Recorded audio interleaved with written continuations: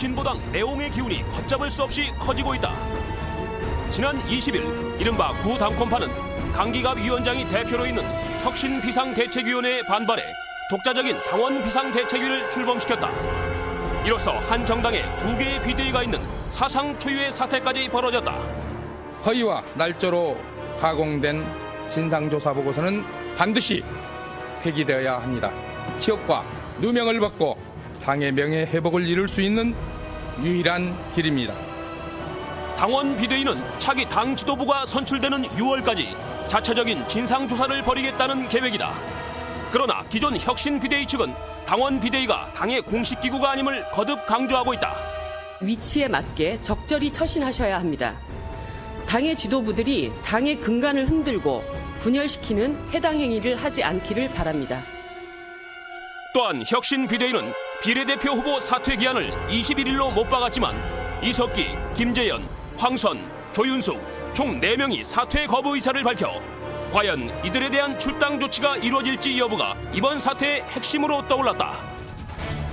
그리고 어제 오전 검찰이 통합진보당에 대해 압수수색을 벌이면서 상황은 한치 앞을 내다볼 수 없게 됐다. 심장과도 같은 진성당원들의 맹구를 압수해 가겠다. 그건 용납할 수 없는 일이며 모든 역량을 총동원하여 검찰과 공안 당국의 통합진보당 파괴 음모에 결사항전으로 대응할 것입니다.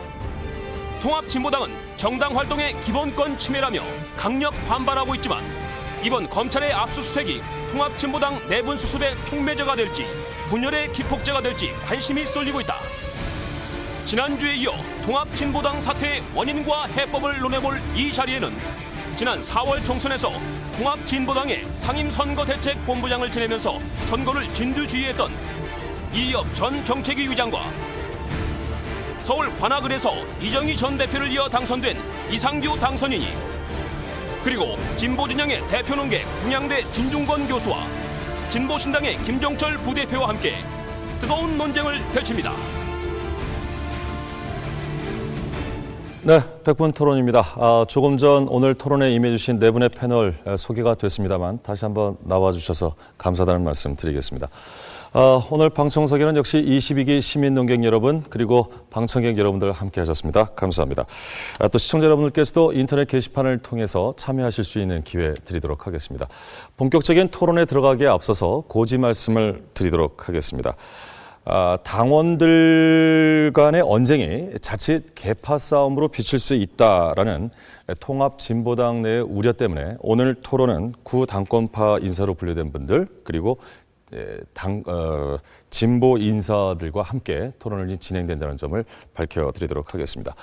지난주에도 제가 몇 차례 제언을 드렸습니다만 오늘도 마찬가지입니다. 그동안 이 통합진보당과 관련해서는 통합진보당 내 여러 당 관계자 여러분들께 저희가 출연을 요청했었습니다만 좀 쉽지가 않았습니다. 오늘 토론을 지켜보시면서도 지난주와 마찬가지로 반론이 필요하거나 또는 본인의 의견을 개진할 필요를 느끼시는 분들은 전화 주시길 바랍니다. 토론 중이라도 함께 참여하실 수 있는 기회를 드린다는 점 밝혀두겠습니다. 그럼 지금부터 오늘 MBC 100분 토론 주제를 놓고 이야기를 나눠보도록 하겠습니다. 이즈음 통합진보당과 관련해서는 좀 좋지 않은 소식들이 좀 많았습니다.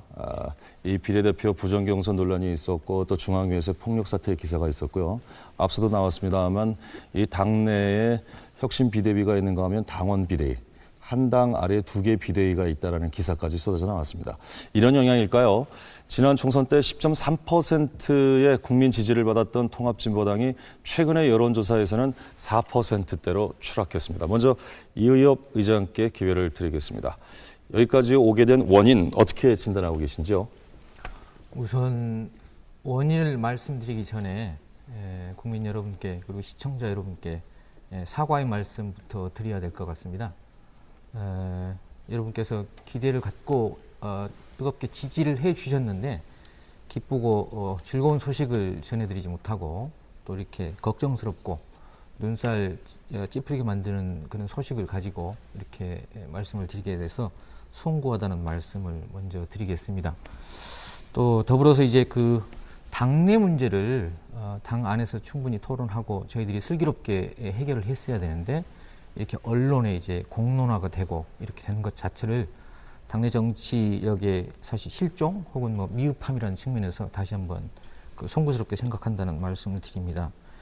원인은 뭐 여러 가지가 있겠는데요. 이걸 그래서 뭐 포괄적으로 말씀드리긴 어렵겠지만 우선 그냥 쉽게 말씀드리자면 저희들이 당 이름이 통합진보당입니다.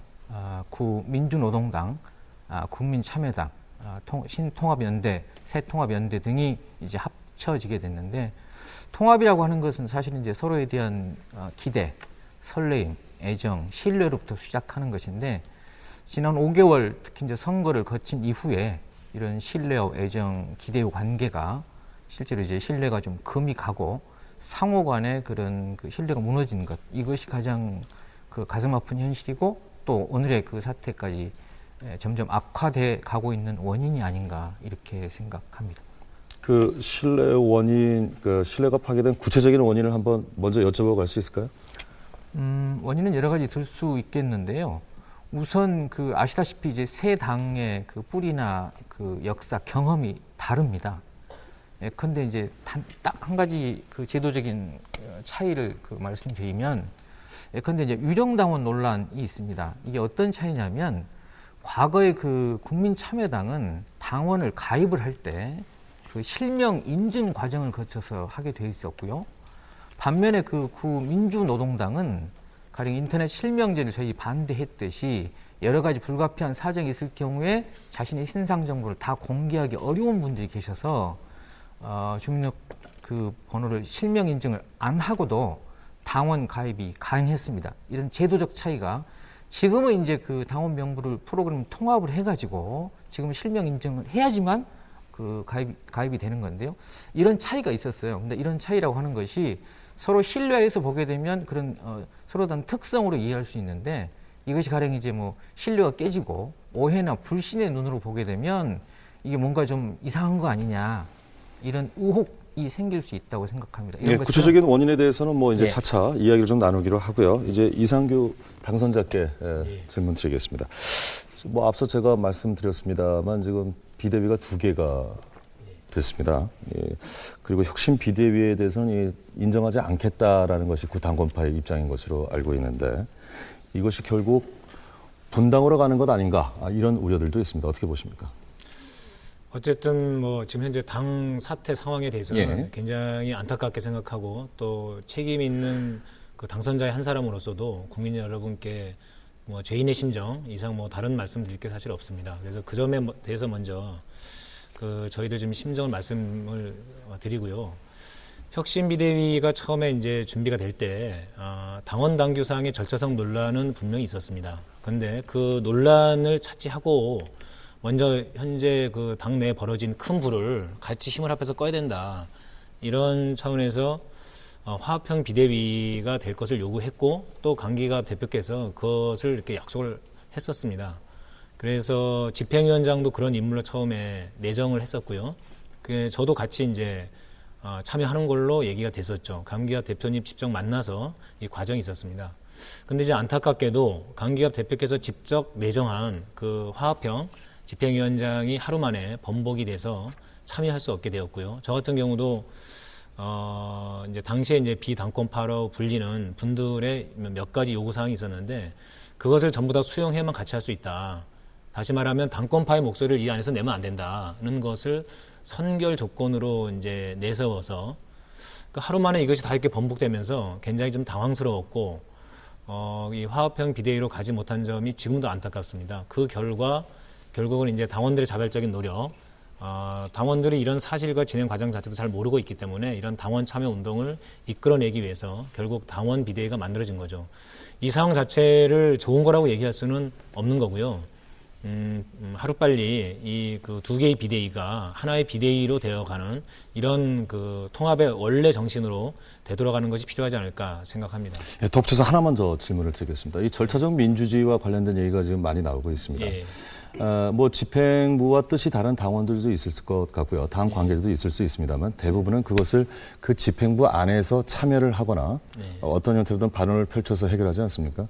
근데 이런 어떤 문제를 집행부와 뜻이 다르다라는 것을 또 다른 비대위를 결성해서 대응하는 방법은 절차적 민주주의를 위반한 것 아니냐, 뭐 이런 지적에 대해서는 어떻게 생각하십니까? 절차상 민주주의를 얘기한다면 네. 당시 중앙위 그 상황을 직접 보신 분들도 그렇고 또 동영상으로 보신 분들도 다들 아시겠지만 분명히 그 진행 과정에서 이의 있습니까? 라고 심상정 대표가 질문을 했을 때 적지 않은 중앙위원들이 이의 있습니다라고 분명히 얘기했거든요.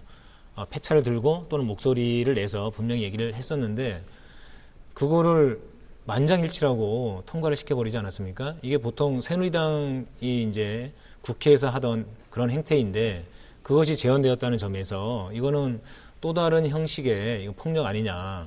그리고 그 몇 가지 좀 논란이 있습니다. 그 성원 문제라거나 그다음에 회의 규칙상의 진행 방식에 있어서 안건 상정 이런 부분들이 당원 당규의 절차상 맞지 않게 진행이 되었기 때문에 분명히 여기에 이제 논란이 있는 거죠. 그래서 절차적 민주주의를 얘기를 한다면 오히려 그런 원래의 문제부터 제대로 풀어가는 것이 필요하다고 보는 거고요. 근데 그럼에도 불구하고 그 비당권파로 불리는 이 분들의 정치적 의사는 모아졌다. 강기갑 대표를 비대위원장으로 하는 비상대책위원회를 이제 만들겠다고 하는 것이고 그것은 저는 존중하고 인정해야 되는 것이라고 이제 본다는 거죠. 따라서 그 강기갑 대표님을 중심으로 해서 당내에 있는 모든 세력이 힘을 모으고 그다음에 머리를 맞대서 서로의 어떤 견해 차이가 있더라도 같이 머리 맞대고 수책을 만드는 방향으로 가자라고 하는 것이 이제 저희들 바람이었는데 이것이 되지 못한 것이 이제 안타까운 대목이죠. 예, 지금 그 절차적 민주주의와 관련해서는 애초부터 그 절차적으로 문제가 있었기 때문에 그렇게 공격하는 것은 온당치 않다라는 취지의 말씀으로 들리는데요. 진 교수님은 어떻게 보시는지요? 일단은 그 혁신 비대위가와하고 당원 비대위하고 위상이 어떻게 다른가요? 아니면 같은가요? 그 자체가 현재 논란 중에 있는 거죠. 쉽게 말하면 혁신 비대위를 인정 안 한다는 말씀이시잖아요, 그럼. 예, 그렇습니다. 그렇죠. 그게 문제라는 겁니다. 지금 중앙이 결정해. 근데 당원 비대위는 어디 결정입니까? 당원들 스스로가 만든 거죠. 그러니까 공식 예컨대 저도 그 제 트위터에도 당원들 스스로 만든 비대위가 있거든요. 예. 근데 그 사람들은 혁신 비대위를 부정하거나 그러질 않아요. 근데 아무런 당의 공식적인 의결 기구, 의결 절차라든지 이런 거 하든 거치지 않은 한마디로 임의단체거든요. 근데 그 임의단체가 비대위라고 하고 혁신 비대위에 대해서 사사건건 시비를 거는 것들은 명백한 해당 행위가 보거든요. 예를 들어가지고 혁신 비대위는 운영에 걸치고 또 중앙에 걸치고 중앙에 또 얼마나 힘들었습니까? 아까 말씀하셨는데 그분들 10시간 동안 계속 같은 얘기했어요. 국민들이 다 봤습니다. 지금 의사진행 방해하는 거거든요. 그 다음에 첫 번째 통과된 의견. 원래 그거는 뭐 본 안건도 아니고 같이 통과시키기로 합의하는 안건으로 알고 있거든요. 그 다음에 달려들어가지고 폭력을 저지르고 이랬던 분들이 절차 얘기를 한다는 거 좀 우습고요. 그 다음에 당원 비대위라는 게 도대체 뭔지 모르겠습니다. 아무나 만들어가지고 이렇게 자임하면 되는 겁니까? 당내 아무런 공식적인 의결 절차도 걸치지 않은. 그러면서 비대위라는 이름을 거쳐가지고 마치 당의 그 중앙이라 되는 것처럼. 그 다음에 당의 정식적인, 정식 라인, 명령 라인을 갖다 지금 거부하고 있잖아요. 이거 해당 행위거든요. 제가 한 말씀 드려도 될까요? 예. 예. 뭐 사실은 저도 이제 아까 이협 의장님이 그 모두 발언에 국민들에게 죄송하다 이런 얘기도 했지만 저도 좀 모두 발언을 드리고 싶은 게 있어요. 왜냐하면 지금 통합진보다 이 문제가 제대로 해결이 안 돼서 굉장히 중요한 문제가 다 묻히고 있습니다. 예를 들면 정권 실세들이 막 구속되고 그다음에 뭐 방송사 파업이 벌써 뭐 몇 달째입니까? 그리고 쌍용 자동차 22번째 자살하셨고 그다음에 전북 고속버스 1년 가까운 파업이 되고 있는데 아무도 지금 신경을 못 쓰고 있습니다. 우리 진보 진영도 제대로 못 하고 있고 KTX 민영 문제도 있고. 예, 제대로 이게 빨리 좀 극복되길 바라고 그다음에 이제 검찰이 이걸 압수수색하고 이런 거는 저도 대단히 유감으로 생각하고 또 박영재 당원분이 분신한 건 빨리 좀 KO되시길 바라는 마음을 먼저 갖고 말씀드리겠습니다.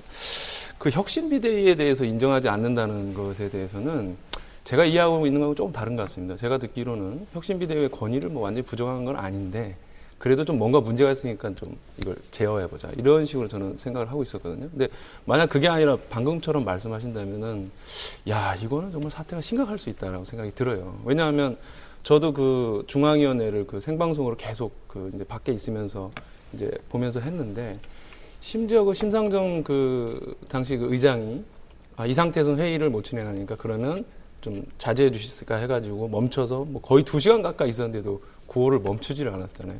그리고 성원 문제에 있어서도 이 국민 여러분들 이게 무슨 말인지 잘 모르실 거예요. 성원 문제에 있어서도 그러니까 계속해서 해명을 했음에도 불구하고 끊임없이 문제 제기를 했고, 즉 그런 상황에서 그것을 뭐 이의 있습니까 했는데 이의 있다고 이렇게 했다고 해서 그거를 가결시킨 거에서 막 올라가가지고 뭐 폭행을 휘두르고 한 거에 대해서 이것이 성원의 어떤 이렇게 절차에 문제가 있다, 이런 거는 우리가 국민들한테 좀 내세우기는 너무나도 좀 안타까운 얘기고요. 사실 오늘은 그런 부분보다는 왜 저렇게 아주 스스로가, 즉 당권파가 가장 앞장서서 국민참여당 유시민 대표를 같이 하자고 하고, 또 저희 진보신당은 뭐 거의 동의하진 않았지만 거기에 이제 노회찬, 심상정 이런 분들 결합해서 소수가 글로 가긴 갔지만 이런 이렇게 어려움을 갖고 그쪽으로 간 분들도 있는데, 왜 이렇게 5개월 만에 파국적인, 도대체 같이 하기로 5개월 전에 이 사람들이 같이 하기로 했던 사람들인가를 상상할 수 없는 우리 자신의 어떤 철학적인 부족함, 인격적인 부족함이나 조직적이고 문화적인 그 진보진의 부족함이 무엇인지를 따져보는 게 오늘의 그 요지 아니냐, 이렇게 좀 생각이 들거든요. 예, 앞서 이 진 교수님이 그 말씀하셨던 부분에 대한 반론 기회를 좀 드리겠습니다. 예. 중앙위 과정에서 벌어진 폭력 사태에 대해서는 사실은 할 말이 없는 거죠. 왜냐하면 어떤 이유가 돼서 간에 그 폭력적으로 문제를 해결하려고 하는 것은 올바르지 않은 것이고, 뭐 그 점에 대해서는 뭐 분명히 잘못된 것이라고 생각을 합니다. 다만 그날 중앙위에서는 그 양측 간에 이미 합의가 되었던 몇 가지 지점들이 하루 전에 이제 파기가 되면서, 이틀 전에 파기가 됨으로써 양쪽에서 소위 전운이 만들었다는 건 사실이거든요. 이제 그렇다면 그날 회의를 어떻게 진행하는 것이 올바랐을까에 대해서는 여러 가지 다른 대안이 충분히 있을 수 있는데, 사실 양쪽이 평행선을 달리는, 마주보고 달리는 그 기차처럼 그냥 충돌해 버린 그런 결과이다라고 하는 겁니다. 이제 원래 그 전에 전국 운영위에서 비당권파 측에서 제시하려고 했던 현장 발의 혁신안이 마지막 순간에 철회가 됐어요. 안건 반려를 했거든요. 그건 뭐냐면 이거 파국으로 치닫지 않고 당권파, 비당권파가 힘을 한번 모아보자라고 하는데 의견 접근이 실제로 이제 되었던 것입니다. 그래서 당시 이제 그런 주된 내용들이 이제 비대위를 구성하자, 그리고 특별조사위를 통해서 전면 재조사를 하자, 그리고 그 비례 당선자들의 거취 문제를 어떻게 결정할 거냐에 있어서 당원 총투표 방식에 대해서 거의 이제 의견이 접근해 있는 상태였단 말입니다.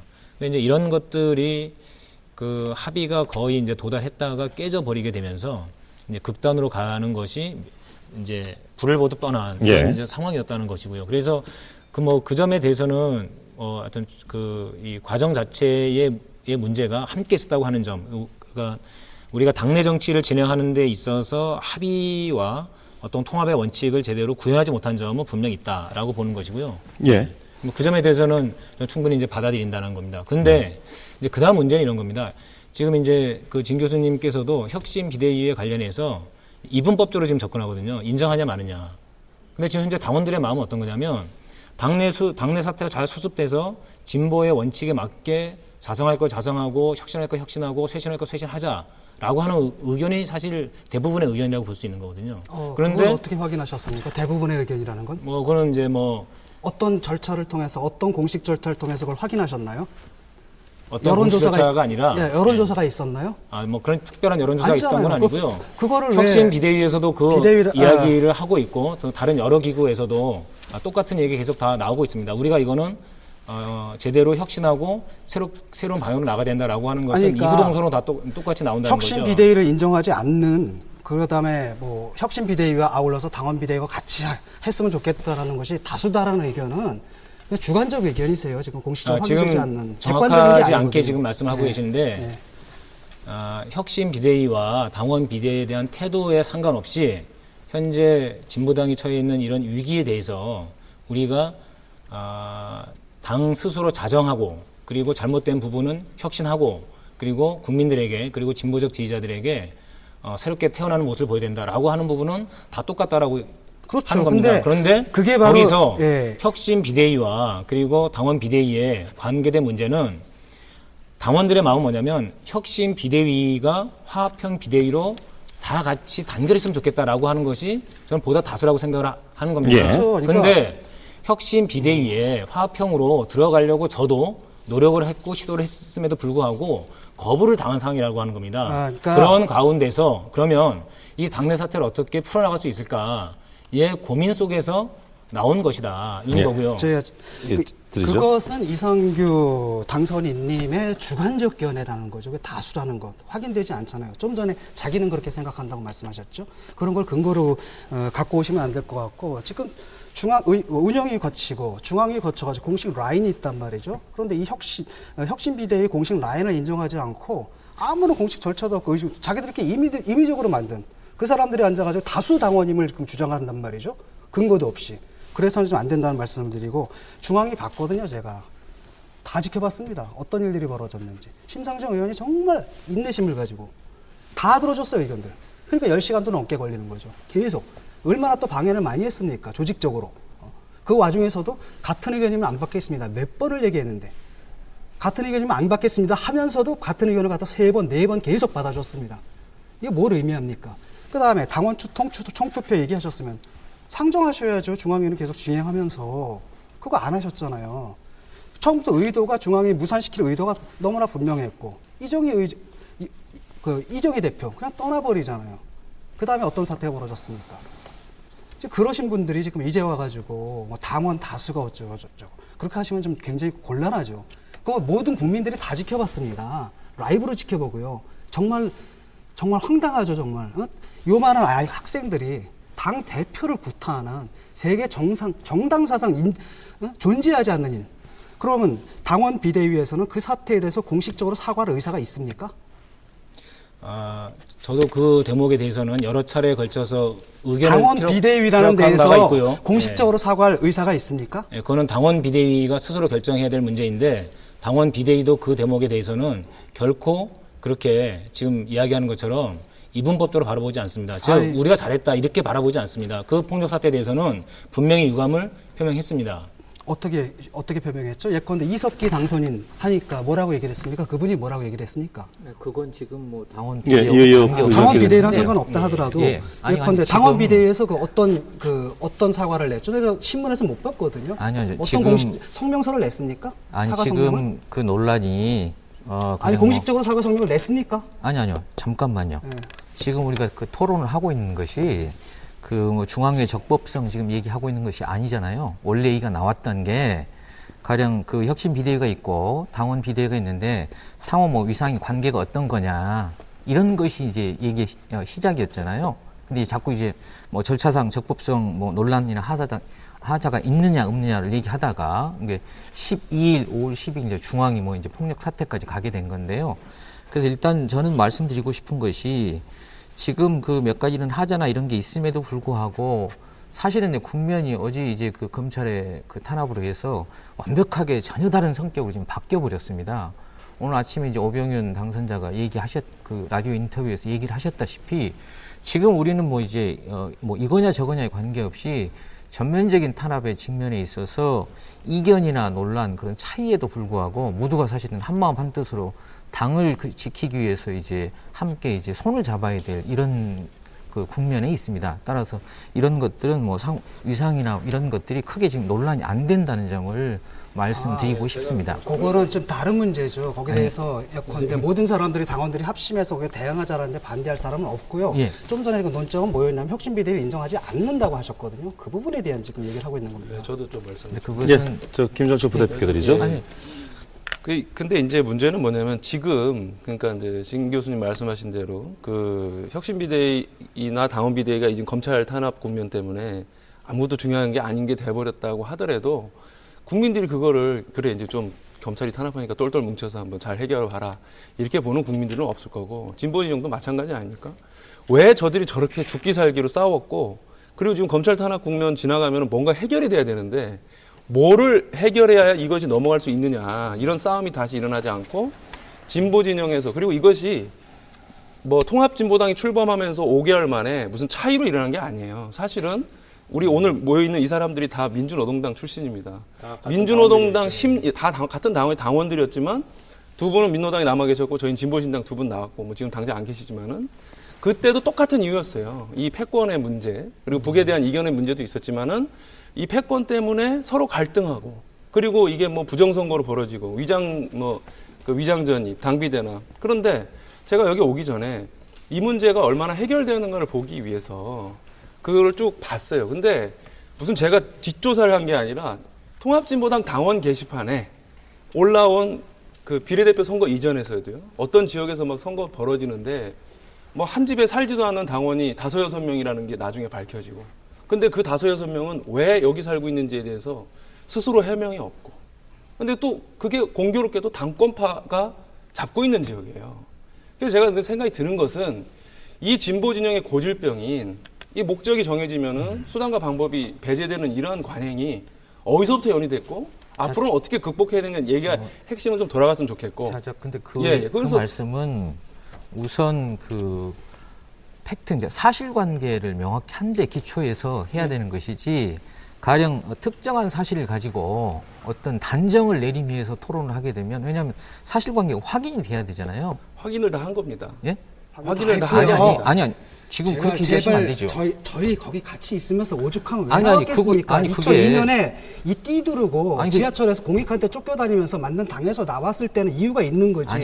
그다음에 아무런 팩트 없이 했겠습니까? 그리고 수많은 팩트들이 있고 그 당시에도 굉장히 많았는데. 얘기 좀 하죠. 근데 그걸 부정하시면 안 됩니다. 자, 자연스럽게 지금 논의가 비대위 혁신 비대위 쪽 이야기에서 자연스럽게 실은 이번 이 통합진보당 사태의 가장 큰 단초가 됐던 일입니다. 부정경선 논란인데 이 이야기 쪽으로 나왔으니까 이 이야기 쪽으로 좀 집중적으로 이야기 좀 해주시죠. 네. 그래서 우선 저는 그 말씀드리고 싶은 것이 사실 지금 이제 그 총체적 부실 부정이라는 이른바 5월 2일 그 기자회견 때문에 이게 사실 이제 일이 일파만파 되게 된 건데요. 요컨대 그 진상조사위원회가 그 발표해서 그것이 이미 사실 이제 기정사실화된 측면이 있습니다.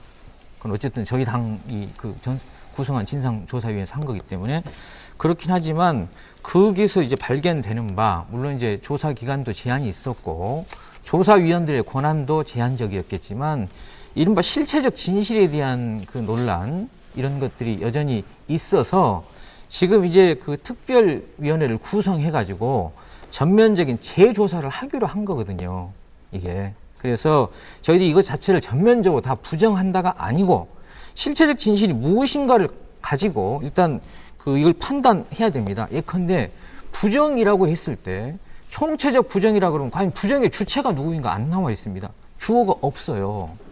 이게. 그래서 과연 누가 부정을 했는지 어디서 부실이 있었는지 하는 것을 명확히 밝힌 데 기초해서 그게 책임의 귀책 사유, 경중 이런 것들을 따져서 이게 지금 그 논의가 돼야 되는데 저희들이 가령 그것을 조사를 부정한다든가 아니면 그 결과에 따르지 않는다든가 이게 아닙니다. 그러면 애초 당에서 위임했던 그 조사위원회 결과에 대해서는 아직도 실체 파악이 안 된 것으로 보시는 건가요? 아니, 이를테면 이렇게 보시면 되겠습니다. 재판이 이제 1심이 있고 2심이 있을 수 있는 거잖아요. 그러니까 1차 조사에서는 어떤 게 한계로 전제가 돼 있는가 하면 그런데 이런 의혹이 있다, 또 이런 혐의가 있다 했을 때 여기에 대한 현장 조사나 소명은 2차 조사로 미뤄놨습니다. 가령 이러이러한 것들이 부정의 소지가 다분해 보인다라고 됐지만 그 관계자들에 대한 소명은 2차 조사로 미뤄놨어요. 그럼 재판으로 치면 가령 검찰은 이제 이 공소사실을 했지만 변호인을 통해서 가령 그 혐의를 받고 있거나 의심을 받고 있거나 부정의 당사자로 제기되는 사람들도 소명의 기회와 변론 기회가 주어져야 되는 거잖아요. 주어가 없다 그러는데 누구한테 소명을 묻습니까? 원래 예를 들어 가지고 이 조사 보고서가 만들어진 목적이라는 것은 어떤 한 사람의 책임을 묻고 범인을 잡아내고 하는 그 사법적 차원에서 문제가 아니라 이 선거 전반에 관한 조사였단 말이죠. 그렇기 때문에 제가 진상보고서 읽어봤을 때 당권파라는 이름도 안 나오고 그 다음에 특정한 사람들 실명이 안 나옵니다. 그렇습니다. 다만 여러 가지 예들만 나오는데 거기에 대해서 당 전체에서 책임을 묻는 거지 당 전체에서 정치적 책임을 묻는 거지 한 사람 한 사람 범인 잡아가지고 책임을 묻는 건 이건 사법적인 문제라는 그거는 겁니다. 좀 아니라고 보는데, 왜냐하면 그거는 네. 이제 진 교수님의 개인적 판단에 불과한 거죠. 그러니까 그 진상조사 보고서가 당 전체 책임을 묻느냐 묻지 않느냐라고 하는 건 어디에도 그렇게 논의가 되거나 그렇게 또 기록된 바도 없습니다. 말 그대로 그거는 그 개인적인 그 판단인 거에 불과한 거고요. 오히려 그 진상조사 보고서에서 우리가 좀 잘 봐야 되는 건 뭐냐면, 그러니까 주어가 없을 수 있습니다. 예? 그리고 그 선거 전반에 대한 조사를 먼저 하는 것도 필요할 수 있죠. 근데 두 가지에서 이제 문제가 있습니다. 첫 번째는 뭐냐면, 그러면 그 부실 선거 또는 부정 선거라고 지목된 사례에 대해서 실제로 해당 당사자들에게 확인해 봤냐 하면 전혀 확인을 해보지 않은 겁니다. 그러니까 확인을 해보지 않았기 때문에 그 부분이 일방적으로 그냥 그러니까 이 매도가 돼버린 측면이 있는 겁니다. 그러니까 그 과정에는 실제로 부실도 있고, 그 다음에 단순한 어떤 이 실무착오도 있는데, 이런 게 전부 다 섞여 버리는 거죠. 그 다음에 두 번째 잘못은 뭐냐면, 이 원래 진상조사가 요구된 이유가 뭐냐면, 오홍만 후보와 윤금순 후보, 그리고 이영희 후보와 노학래 후보의 순위 다툼이 있었습니다. 그러니까 온라인 선거에서는 오홍만 후보가 더 많은 표를 획득했는데, 현장 투표까지 합산해보니까 윤금순 후보가 더 많아졌다는 거죠. 그런데 현장 투표 중에서 이미 중앙선관위에서 당시에 확인 절차를 거치면서 7개 투표소의 투표는 이제 무효화시켰습니다. 이건 이제 문제가 있다라고 해서.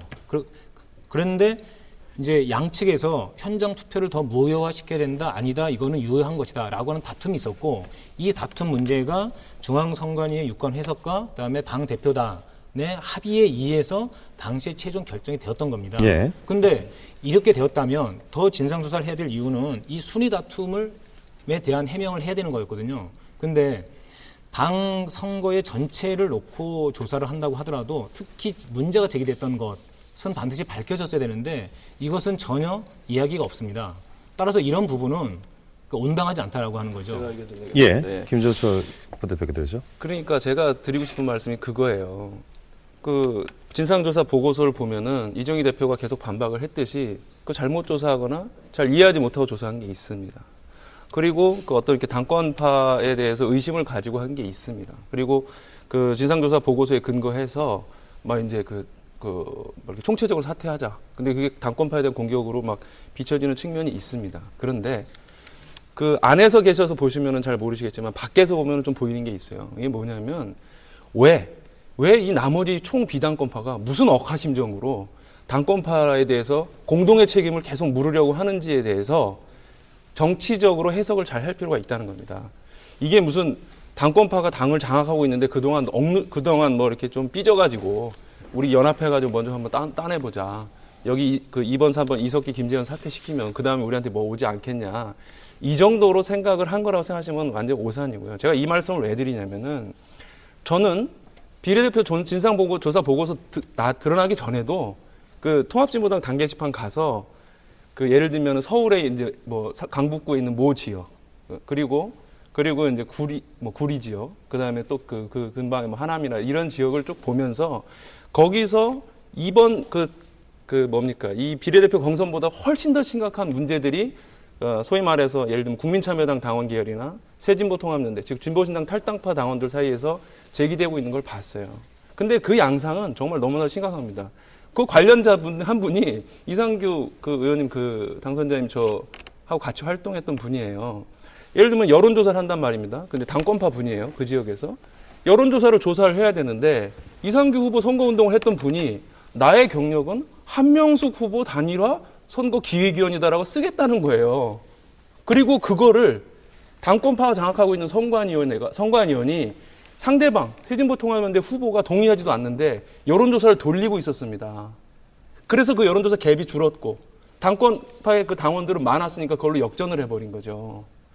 그분이 누군지 아실 거예요. 제가 지금 말씀을 안 드리지만 본인의 이상규 후보 서울시장 후보의 단일화를 위해 뛰었던 사람이 여론조사에 우세를 하기 위해서 한명수 후보 단일화 선거기획위원으로 하겠다고 해서 하는 걸 선관위가 당권파가 밀어주고 하는 그런 관행.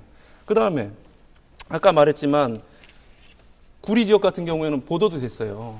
17명 남양주 주민이 구리 지역에 있는 당권파 후보 부인이 운영하는 단체에 당원으로 가입을 했습니다. 이게 가능한 일입니까? 남양주에 그럼 거기에 17명의 상근자가 있다는 것입니까? 이것이 지금 두 분은 모르실지도 모르겠는데 당원들은 그걸 보면서 절망을 한 거예요. 이게 뭐냐 이게 도대체. 이렇게 패권적으로 운영이 되는 거냐.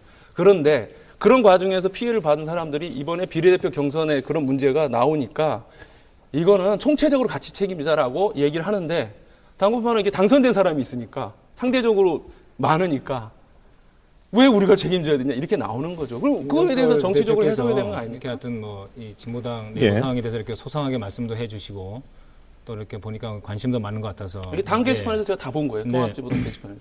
사실 뭐 구리나 그런 이제 뭐 그 강북의 어느 곳에 이제 사태만 있었던 것이 아니라 은평의 사례도 있지 않습니까? 은평 사례는 어떤 건가요? 아니 뭐 그러니까 화장한 게 아니고 이게 이제 지금 뭐냐면 이제 저 같은 경우는 은평에서 천호선 대변인과 아주 치열한 경선을 했단 말입니다. 예. 그리고 이 치열한 경선 과정을 통해서 참여계 당원과 민주노동당 출신 당원들이 화학적 결합을 만들어냈어요. 그리고 저는 이제 치열하게 경선을 해서 당원 투표는 제가 앞섰는데 여론조사는 제가 졌죠.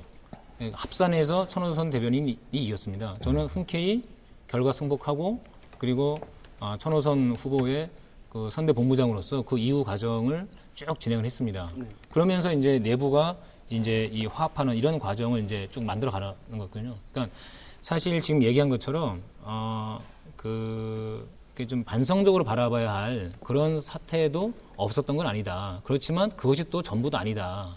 다시 말하면 논의를 조금 더 들어가서 진행하는 과정에서 그러니까 이 서로 통합해 가는 과정에 과도기적 과정에 여러 가지 사건과 사안들이 막 쭉 벌어진 거죠. 그리고 이것이 다시 정리되는, 재정합되는 이런 과정이 있었다는 그렇게 보는 것이 맞지. 이것을 일방적으로 그러니까 문제만 조명시키는 것은 오히려 그 당 내에서든 당 외에서든 당이 발전하는 것, 당이 보다 더 그 화학적으로 결합하고 발전하는 것을 계속 가로막는 걸로 작용하는 이 지점이 저는 문제라고 봅니다. 알겠습니다. 잠시만요. 두 분 모두에게 잠시 후에 기회를 드리겠습니다.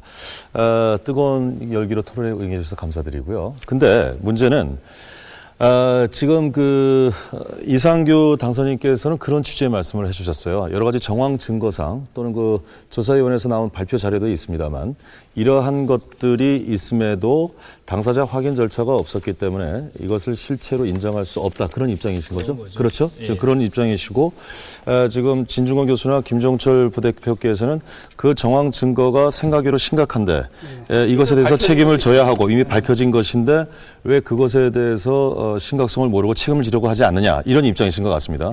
그리고 이것이 결국은 지금 비례대표 총 사퇴 문제와 연관되어 있는 것 아니겠습니까? 그래서 사퇴를 반대한다는 입장이실 테고요. 사퇴해야 된다는 정치적 책임을 져야 된다는 입장이니까 이 두 가지를 같이 묶어서 좀 더 이야기해 주시죠.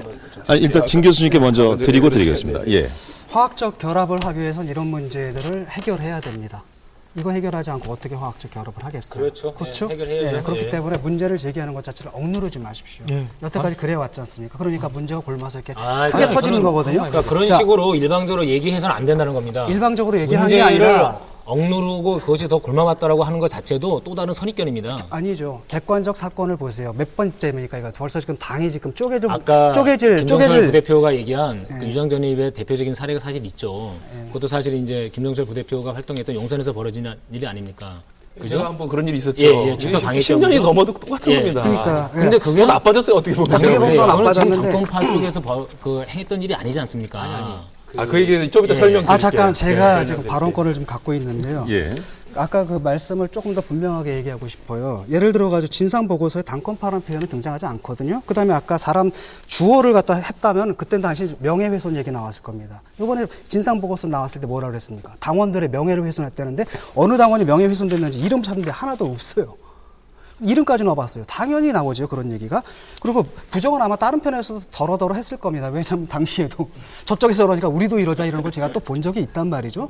그렇기 때문에 구체적인 실명도 등장하지 않고 뭐냐면 부정부실 당 전체의 책임으로 묘사한 겁니다. 그리고 국민들이 보는 눈이 있잖아요. 그래서 결론도 역시 당대표단이 사퇴하는 것이고 아울러서 당권파, 비당권파 가릴 것 없이 비례대표 전원 사퇴하는 거거든요. 당 전체가 잘못했다. 고로 당 전체가 책임지자.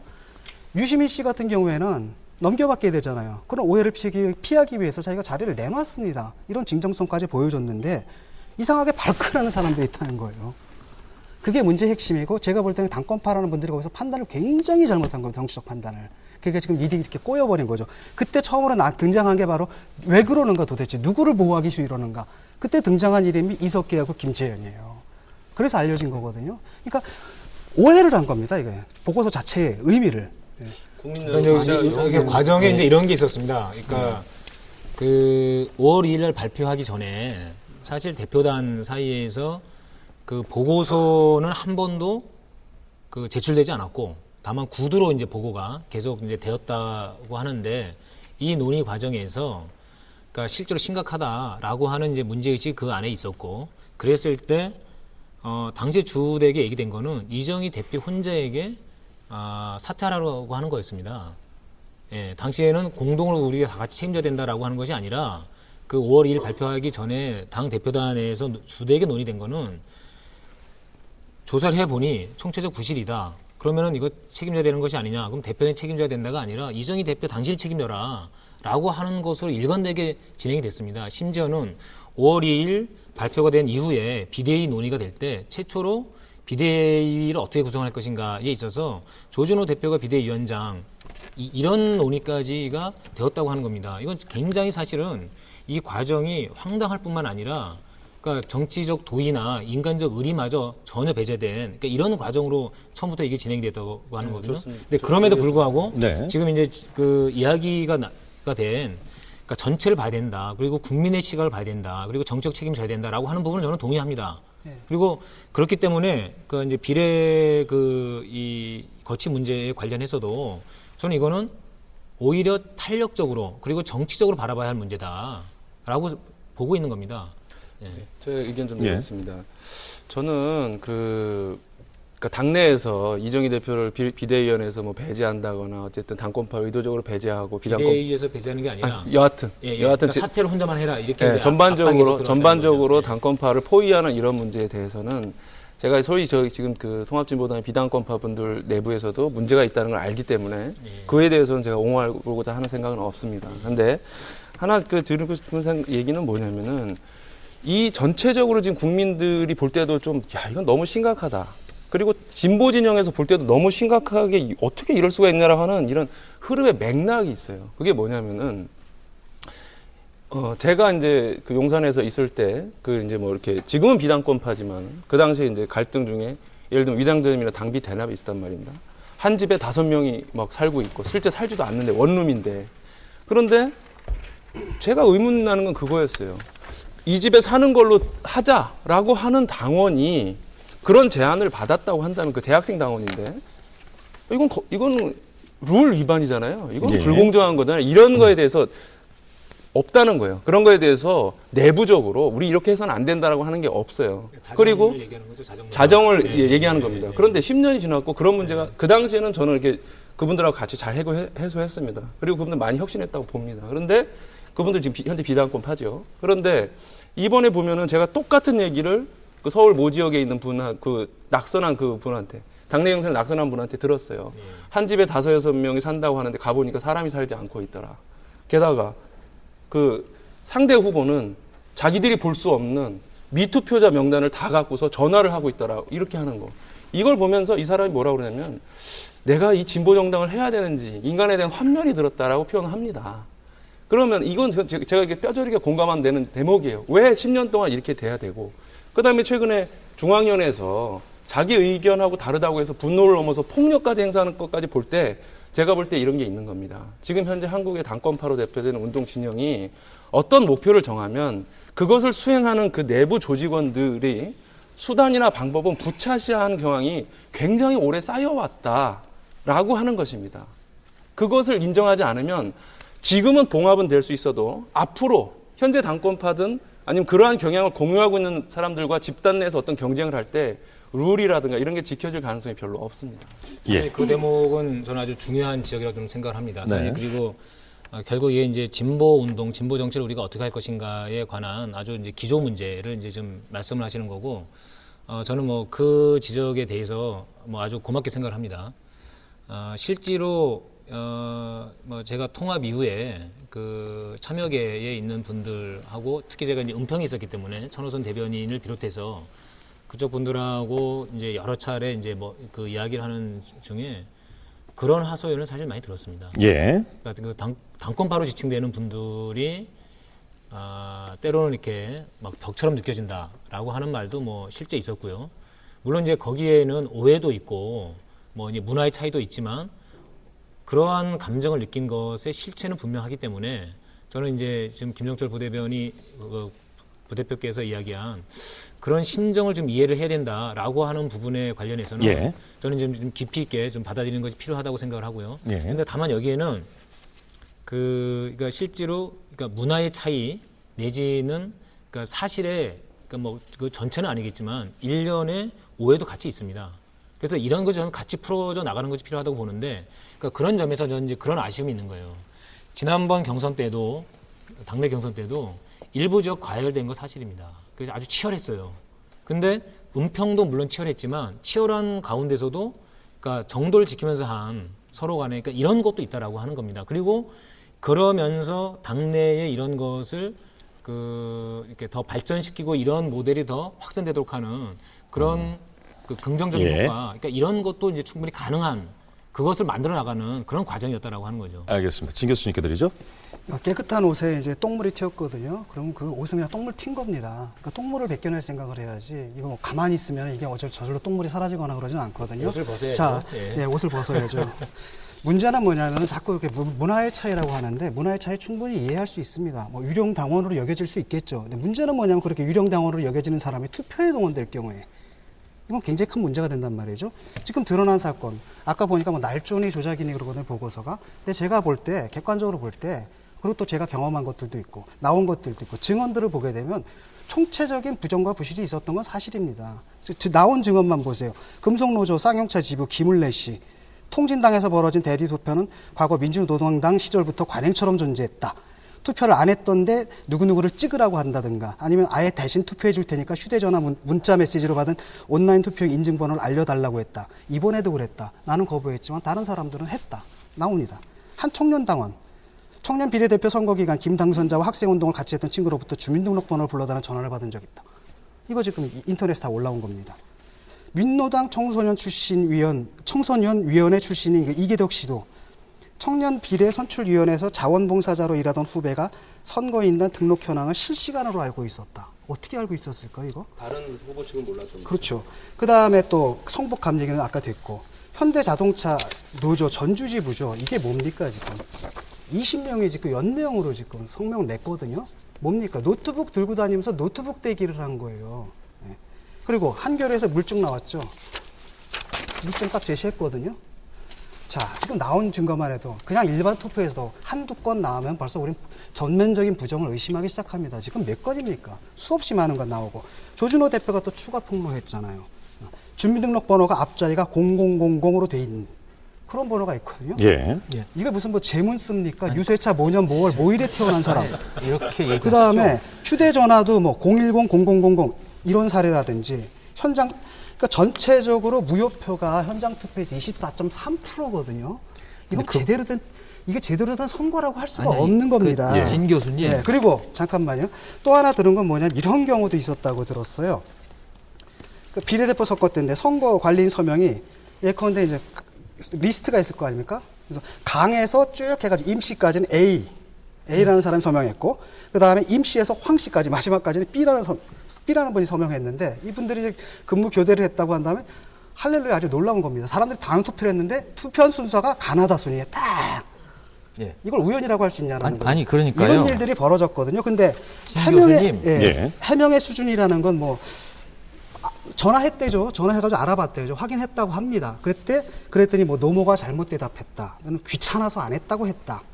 근데 좀 전에 보세요. 여기 대리투표 때는 증언들 나오지 않습니까? 진 교수님 이렇게 얘기하시죠. 주민번호 뒷자리 겹칠 수 있다라고 하는데 그게 겹치는 게 4만 그러면 명밖에 안 여기서 되는 데서 지금 충분히 그 사례들은 나열을 해주셨고요. 이의회 부장님 말씀 듣죠. 지금 그 여러 가지 사례를 말씀하셨는데 지금 유권자가 우리 당권자가 7만 5천이었습니다. 온라인 투표자가 3만 6천이었고요. 현장 투표가 5,500이었습니다. 저희들이 그래서 이제 결국은 지금 온갖 그러니까 뭐 이런 의혹 또 혐의 사례 등이 그때 지금 사실 언론을 통해서 나오고 있어요. 이게 이제 사실 좀 부끄러운 사실인데요. 무슨 얘기냐면 가령 주민등록 뒷자리가 같은 게 어떻게 가능한가 하는 문제는 총무실의 당원관리부에 문의하면 바로 확인이 가능합니다. 제가 아까 말씀드렸듯이 구민주노동당은 그 주민등록 본인 그 실명 인지는 안 했어요. 그래서 그런 경우가 있습니다. 예컨대 이제 이런 얘기를 참 언론에 와서 얘기하는 게 참 거시기 한데, 여하튼 성북에 그 리정의 당원이라고 있습니다. 그 국적이 조선족이에요. 그럼 이분은 외국인도 아니기 때문에, 그런데 성북에 당원으로 가입해 있어서 남편 이름으로 가입된 사례가 있습니다. 일테면 이런 경우가 있거든요. 그래서 일테면 그런 문제는 사실은 당 내에서 충분히 총무실에 확인해 보면 금방 확인되거나, 시도당이 알아보면 이게 뭐 유령인지 실제인지도 바로 확인이 가능합니다. 그래서 그런 절차와 과정을 거친 이후에 저희들이 판단하겠다는 것입니다. 책임을 지지 않겠다가 아닙니다. 1차 조사 결과가 나타나는 것입니다. 거기에 여러 가지 부족한 점이 있었습니다. 지금 말씀하셨듯이 지금 4만 1,000명이 투표했는데요. 그 가운데 아까 가령 오프라인 투표가 24%인가 여부는 그것은 조사위원회의 결론이고, 우리 당의 중앙선거관리위원회의 공식 입장은 그와 다릅니다. 그리고 아까 그 이제 뭐 부정선거에 가까운 그 사례는 무효 처리가 된 경우입니다. 중앙선거위원회에서도 이것은 부정투표의 혐의가 다분하다 해서 그 투표함 자체를 완전히 무효 처리한 사례입니다. 이렇게면 알겠습니다. 그래서 요걸 하나 더 이제 추가로 하고 싶은데요. 아니 지금 저 두 가지 지금 사실은요. 지금 생방송 도중에 저희 스텝이 지금 저한테 왔다 갔지 않습니까? 전화가 저희가 지난주부터 전화를 주십사 했는데 당 관계자분이 지금 전화가 연결이 된 것 같습니다. 한번 말씀을 듣고 계속 토론 진행하겠습니다. 이 주제 계속 가겠습니다. 여보세요? 여보세요? 아, 네. 이청호 구의원 나와 계십니까? 예, 안녕하십니까? 예, 전화 주셔서 감사합니다. 네네. 예, 지금 100분 토론 처음부터 지켜보셨죠?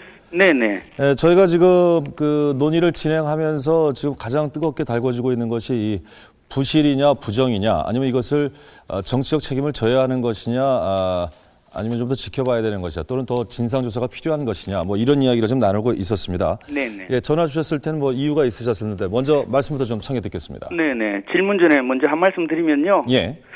공정방송을 위해 파업 보도를 하고 있는 우리 MBC 노조를 지지한다고 먼저 말씀드리고 싶고요. 예, 뭐 본론으로 좀 들어가 주시죠. 네네네. 예.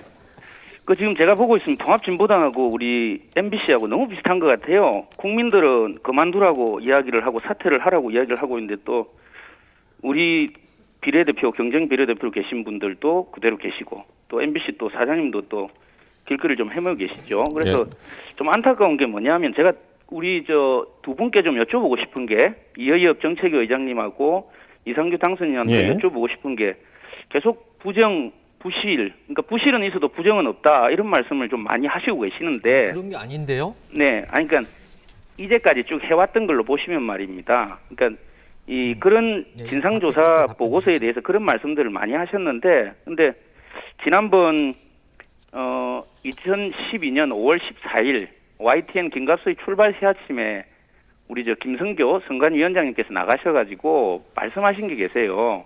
그 내용이 뭐냐면, 정확히 말씀드리면, 문제로 거론되는 것은 20여 곳, 많아야 30여 곳을 넘지 않는다. 적은 숫자는 아니지만 전체를 비춰보면 10% 정도도 되지 않는데 어떻게 이걸 총체적 부정이라고 하냐. 부당한 정치 공세고 불공정한 진상조사 보고서라고 이런 말씀을 하시는데, 이 대통령 선거나 국회의원 선거 이번에도 보셔서 아시겠지만 5% 안쪽에서 다 당락이 나눠집니다. 근데 이 법을 이야기하시는 분들, 이정희 대표도 거의 비슷한 말씀을 하셨어요. 이 10%에 대해서는 그분도 인정을 하셨기 때문에, 그러니까 10% 정도의 부정이 있었다라고 인정을 하십니다. 근데 10%가 부정이라고 이야기를 하는데, 이걸 부정이 아니다라고 이야기를 하는 게 과연 옳으신지, 일단 그걸 제가 한번 여쭤보고 싶어요. 총체적 부실 부정 이렇게 돼 있지 않습니까? 네. 저희들이 얘기하는 것이 부정이 일체 없었다든가 선거관리 부실이 없었다든가 얘기하는 게 아닙니다. 또는 조사 보고서 자체가 완전히 잘못됐다든가 우리는 일체 그런 게 없었다든가 그런 뜻이 전혀 아닙니다. 그게 아니고 1차 조사 보고서가 갖고 있는 한계, 문제점으로 해서 최종적인 결론을 내기에는 매우 미흡하다. 이런 취지입니다. 그래서 혹여 이제 오해하시지 말아야 되는 게 가령 아까 제가 이제 진 교수님 그 사례를 말씀드렸는데 일테면 중앙선관위원회도 680표를 무효 처리를 했습니다. 이건 명백히 부정의 혐의가 있거나 그것으로 의심된다였었거든요. 일테면 따라서 그것이 없었다가 아닙니다. 그러니까요. 제가 여쭤보는 게 저는 예. 이제 딱 팩트만 가지고 말씀을 드립니다. 10%가 있었다고 말씀을 하고 있는데 그렇습니다. 법을 이야기하시는 분들이 예. 적어도 선관위원장이시고 또 법을 통해서 이야기했던 분들이 만일 이런 문제가 MB 정권 하에서 이번 국회의원 선거나 아니면 대통령 선거 때 일어났다. 그래서 10%가 부정이 있었다라고 밝혀지면 그걸 총체적 부정이라고 이야기하지 총체적 부실이라고 이야기합니까? 아니, 그거는 무슨 뭐 말싸움을 하자는 건 아닌데요. 네네. 일테면 전체 투표의 87%가 온라인 투표였지 않습니까? 네. 그리고 이제 오프라인 투표가 13%였습니다. 산술적으로 계산하면 그중에 한 10%이면 한 1.3% 정도의 무효표가 있었다는 것인데요. 네. 그렇지 않습니까? 네네. 그리고 그것이 모두 무효표 처리가 되었습니다. 네. 그렇잖아요. 네. 그러니까 일테면 그 표는 당연히 유효하지 않은 표로 네. 이미 무효표 처리를 한 것입니다. 네. 네. 그렇잖아요. 네. 근데 이게 어떤 문제가 있습니까? 그러니까 제가 말씀드린 건 말입니다. 예. 아까 진중권 교수님께서 뭐 이미 저희 당내 사정을 너무 잘 하셔가지고 이미 이야기를 하셨습니다. 근데 그게 뭐 무효표가 됐다 이런 말씀도 하시는데 예를 들어서 또 하나 그런 말씀드릴게요. 그 한겨레 신문 허재인 기자가 허재인의 현장 일기라고 하면서 11회에 이런 말씀을 했습니다. 이미 청년 비례대표 선거에서 강압적 투표가 있었고 투표장에 기표소가 설치가 안 돼가지고 칸막이가 설치 안 돼가지고 책상 위에서 투표를 했다고 이런 것들이 나와 있습니다. 그래서 청년 비례요? 예. 청년 비례는 100% 온라인 투표를 했습니다. 현장에서 있었다고 그 아니, 이야기를 그건 하고 오프라인 있습니다. 투표가 없었습니다. 청년 비례는 예. 100%였습니다. 사전 투표에도 없었습니다. 예. 네. 그래서 그런 이야기들을 하고 청년 있는데 비례는 먼저 뽑았습니다. 5명 뽑을 때. 그러니까요. 현장 투표가 없었습니다. 온라인 투표로만 진행됐습니다. 네. 위대한 탄생처럼 5명 먼저 걸러낼 그렇습니다. 때는 있었을 거예요. 그래서요. 그 제가 일단 말씀드리고 지금 하는 것은 이청호 구의원께서 전화를 주셔서 이 부정 부실 논란과 관련해서 그것이 그 어느 정도의 문제냐가 아니라 예. 일단 있었다면 문제 아니냐라는 지적을 좀 해주셨던 것 같고요. 그것이 결국은 지금 두 분 의견이 좀 다른 측면인데. 정도의 문제이기도 예. 한 게 예. 예를 들어가지고 그분께서 이석기 당선자죠. 그분이 얘기하기를 예. 오프라인의 문제다. 근데 지금 나오는 광범위하게 나오는 것들은 온라인 부정투표거든요. 예. 온라인도 굉장히 광범하고 그 다음에 또 조준호 그 전 대표인가요? 그 진상조사위원장이었죠. 그분이 아직 발표하지 않은 것도 있다고 하시거든요. 아니, 그러니까요. 자꾸 네. 그렇게 그러니까 있다더라, 전체적으로 이렇게 예를 얘기하실 들어가지고 게 아니고 그러니까 그렇게 얘기하시면 안 상황이 되죠. 그러니까 처음에 네. 온라인 투표에 대해서 처음에 제기된 건 뭐였냐면 네. 데이터 부정이었습니다. 시스템 문제였어요. 네. 근데 그것이 문제가 없다라고 하는 것이 밝혀졌습니다. 근데 그 다음에 그러고 나니까 소스 코드를 열어봤는데 소스 코드를 열어본 다음에 특정 후보의 지지율이 급격히 상승하더라라고 하는 시계열 프로그램 그 그래프 사항의 문제였습니다. 근데 그것도 해명이 됐습니다. 근데 그게 해명이 되니까 그 다음에 나온 게 뭐였냐면 동일 IP에서 중복 투표에 문제가 나왔습니다. 이것도 역시 해명이 되었죠. 그러니까 그 다음에 나온 게 뭐였냐면 주민등록 번호가 같거나 또는 000으로 처리된 그런 유령당원의 문제가 제기가 됐습니다. 그것도 해명이 됐죠. 그리고 그것이 해명이 되니까 그 다음에 나온 것이 마지막 버전이 지금 이제 대리투표입니다. 그러니까 이 과정에서 제가 이제 말씀드리고 싶은 거는 예. 그러니까 오히려 이렇기 때문에 왜 진상조사위가 발표를 왜 한 번에 하지 않고 이걸 양파 껍질 벗기듯이 차례차례 할까? 이거 굉장히 이상하다는 겁니다. 왜 5월 2일 날 이걸 발표하지 않았을까? 그리고 또 하나는 뭐냐면 이런 문제와 논란이 계속 있기 때문에 한쪽에서는 발표하고 한쪽에서는 해명이 되고 한쪽에서는 발표하고 한쪽에서는 해명이 되고 그것이 여전히 논란으로 남아있기 때문에 그러면 전체에 대해서 제대로 조사하자. 필요하면 투표한 당원들에 대해서 전수조사도 할 수 있다. 그래서 제대로 밝혀보자. 그래서 우리가 잘못한 것이 있으면 두드려 맞고 우리가 그리고 바꿀 거 있으면 완전 다 바꾸자. 그리고 책임질 게 있으면 책임 당연히 지자라고 하는 것이죠. 예, 일단 진 교수님 반론을 먼저 듣고 기회 드리겠습니다. 일단 그것을 뭐 저쪽에서도 부정하는 건 아닌 것 같아요. 그건 하는데 지금 드러난 사실만 봐도 엄청난 규모거든요. 아니, 드러난 사실만 봐도 엄청난 규모라고 단정해서는 안 된다는 제가 겁니다. 그쪽에서 인정한 예들이잖아요. 인정한 예들인데 이런 예들만 봐도 이런 것이 만약에 대통령 선거나 총선에서 벌어졌으면 우리가 가만히 있었겠습니까? 난리를 쳤을 겁니다. 진 교수님. 그런 수준, 똑같은 수준에서 국민들은 또 우리한테 똑같은 기준 아니면 그보다 더 엄격한 기준을 요구하는데 거기에 대한 일단 드러난 것에 대한 정치적 책임은 지고 그다음 더 자세히 들어가가지고는 책임자 찾아내야죠. 책임자 찾아내서 또한 처벌해야죠. 그건 다른 문제입니다. 네. 예. 다른 문제인데요. 사법적인 문제이기도 하고 당내에서 문제인데. 징계를 내려야 될 문제이고 지금 문제는 당이 지금 이 엄청난 부정부실 선거를 저질렀으면은 국민들 앞에 할 말이 있어야 되고 책임자 자세를 보여줘야 되는 거죠. 일이 단정 짓는 것 자체가 현재 출발점이 다르다라고 하는 잠시만요. 출발점이 다른 게 기회를 아니라- 드리기로 했으니까 김전철 부대표께 드리고 드리겠습니다.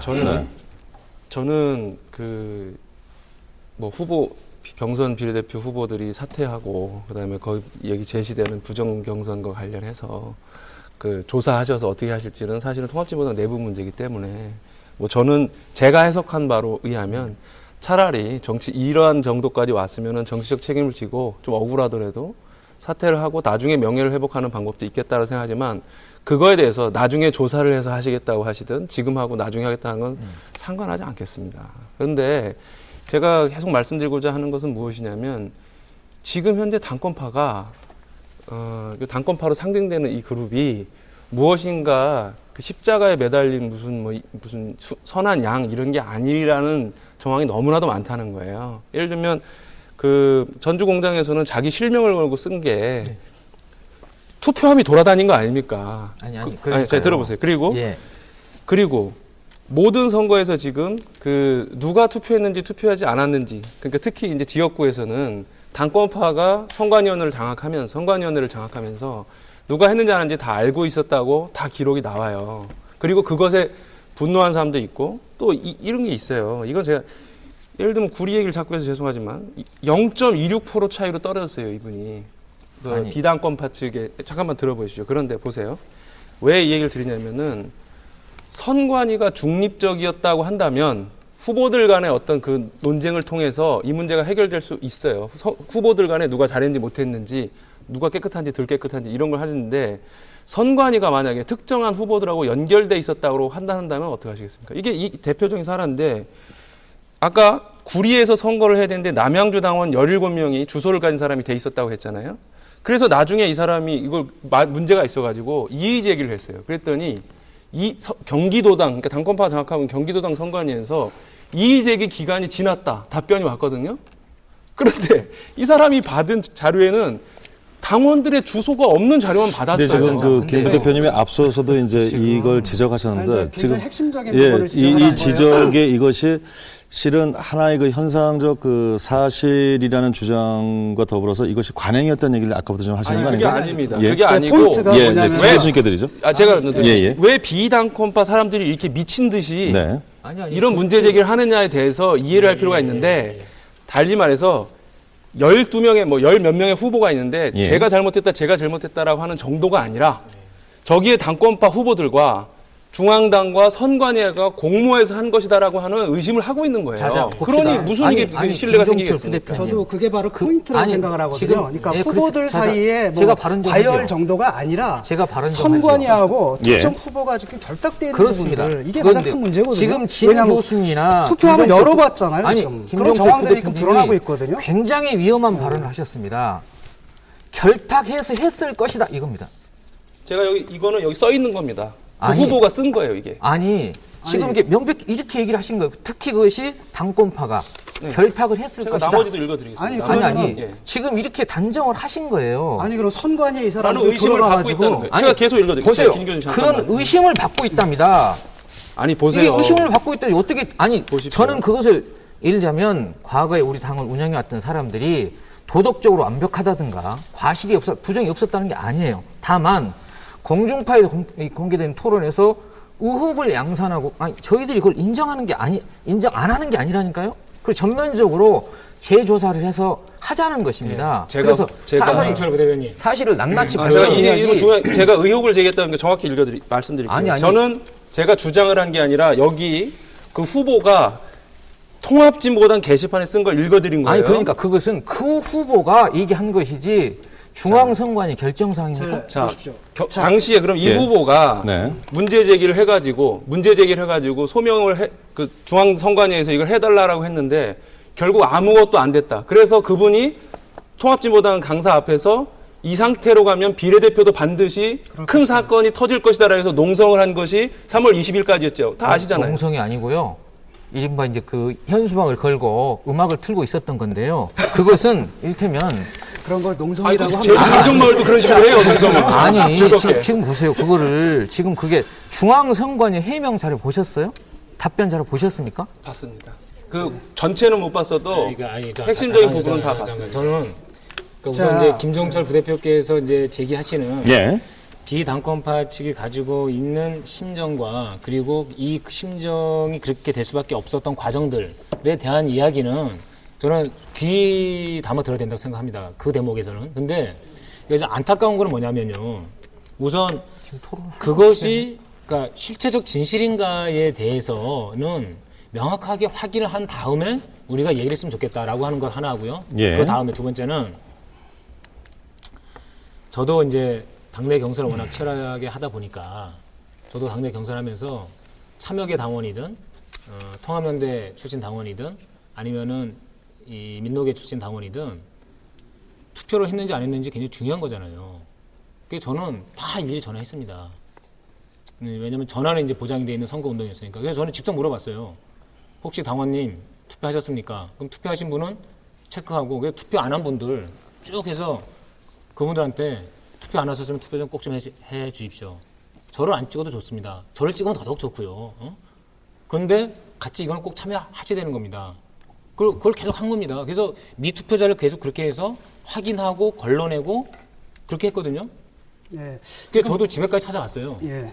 이게 근데 지금 문제가 되는 건 후보님은 문제가 게 아니에요. 제가 뭐냐면 알겠습니다. 일단 그러니까 여러 가지 경우가 있는데 예? 그 나쁜 거 골라내자는 거 아닙니까? 자, 그리고 그것도 확정된 거, 그러니까 공식적으로 확정된 것을 확인을 하고 알겠습니다. 거기에 지금 따라서 그 이제 확인 서로 얘기가 나오니까 순서라고 저도 하나 하는 확인을 거죠. 하고 가겠습니다. 그 앞서서 이청호 구의원과의 통화 내용 가운데 청년 비례대표에서는 현장 투표가 없었다고 하셨습니다만 청년 비례 1차 선출, 빅5 예선? 선출은 국회에서 현장 투표로 진행이 됐었고요. 그건 그 예상했습니다. 부분에 관해서 이청호 구의원이 이의 제기를 했었다는 점은 제가 사실로 바로 잡겠습니다. 예, 그리고 진 교수님께 드리죠. 예컨대 그런 식으로 투표 독려하는 건 정말 좋은데 지금 문제가 되는 사례는 그게 아니라 예. 전화를 걸었는데 내가 투표 안 한 걸 알고 계세요. 그런 게 문제가 되는 거거든요. 근데 그것은 그분이 선관위 쳐들어가가지고 데이터베이스 열어보고 뭐 이래가지고 그렇게 전화를 했겠어요? 예? 쳐들어갔으니까 선관위에서 알려주지 않는 이상 그분이 알 수 없는 자료잖아요. 그렇다니까 특정 후보 선거운동원이 선관위와 협력을 하고 있다는 거예요. 이게 지금 가장 중요한 부분입니다. 그리고 구체적인 증거들이 있거든요. 그런 그 구체적인 증언들이 나오는데 의혹이라고만 말씀하시면 안 되죠. 아니면 의혹이다라고 얘기를 한다면 그런 일이 가능한 다른 경우의 수를 한번 제시해 보세요. 그런데 그건 1차 진상조사 보고서에 그런 사실이 적시되어 있지 않습니다. 아, 지금 뭐냐면 인터넷이고 그다음에 언론 보도고 수많은 사람들의 증언이 나오고 있잖아요. 아니, 그것은 그러니까 일단 우리 당의 네, 청년 비례 사례가 아니, 대표적이니까요. 아니 우리 당의 1차 진상조사위원회 조사 보고서에도 그 내용은 없습니다. 아니, 그러니까 예를 들어가지고 지금 나오는 것은 그 보고서에 있는 의혹들입니까? 그러니까요. 그 보고서가 모든 걸 다 담을 수는 없는 그러니까요. 거죠. 그래서 지금 그게 네. 불완전하고. 그런데 거기 보고서에 안 담겼다고 그것이 없었던 사실이 아니, 되는 건 아니죠. 제가 말씀드리고자 하는 것은 그렇기 때문에 저희들이 특위를 구성해서 전면적인 재조사를 하기로 한 겁니다. 그러니까 저희들이 조사를 거부하거나 이러는 게 아니고 전면적으로 완전한 조사를 해서 거기에 입각해서 하자는 것입니다. 알겠습니다. 예. 보는 시각에 따라서 다룰 수 있을 것 같고요. 뭐 저희 오늘 표현은 단권파라고 얘기를 하겠습니다만 또 입장에 따라서 그 주장도 좀 다를 수가 있겠습니다. 그런데 국민들의 시각은 이렇습니다. 일단 그 관심 사항은 어떤 형태로든 선거에서 지금 뭐 부실 논란이든 부정 논란이든 논란이 생겼고요. 이것에 대해서 과연 책임을 질 것인가? 진다면 어떤 모양새인가? 지금 요구사항은 안팎으로 뭐 이석기, 김재원 두 당선자를 포함한 총 사퇴를 요구하고 있는데 그 부분에 대해서는 지금 반대 의견을 내놓고 있는 것이 당권파고요. 또 그것과 관련된 여러 가지 의견들이 나오게 된 근본 원인은 이 부정 경선 논란이었습니다.